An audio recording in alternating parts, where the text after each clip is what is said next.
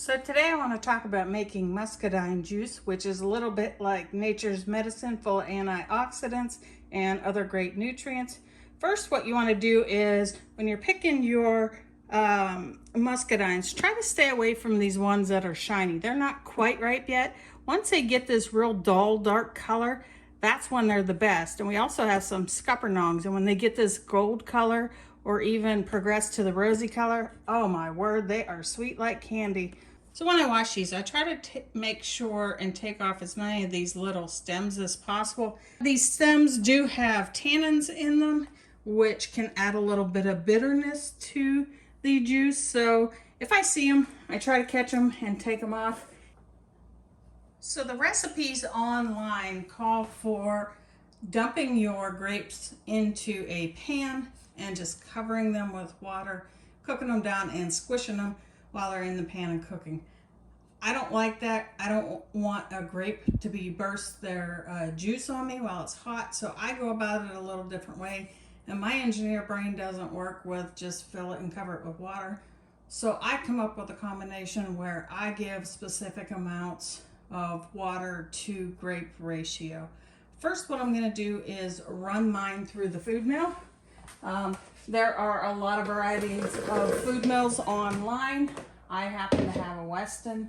There's all different brands online. I go ahead and run these through the food mill. And what it does is it breaks up the skin, it gets some of the juice out, and then what I'll do is take all the juice and all the what would normally be waste and dump all that in the pan and then cook it down with a set amount of water.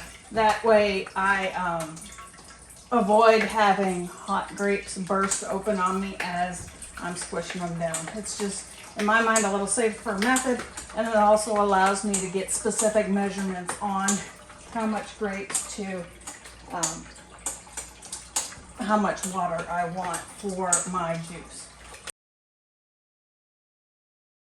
So next, what I do is I take what I've run through the food mill, both the skin, seeds, and juice that comes out, measure it out to a recipe of 6 cups of grapes to 2 cups of additional water. And that's what I put in the pan then and bring up to a boil. Once it's to a boil, turn it down to just like a medium, almost simmer for about 10 minutes, periodically mashing those grapes. And once it's done, I'll take and I'll strain it over here into the bowl and get it ready for being put in jars and canned up. So this is what it looks like in the end. There's a little bit of sediment in the bottom.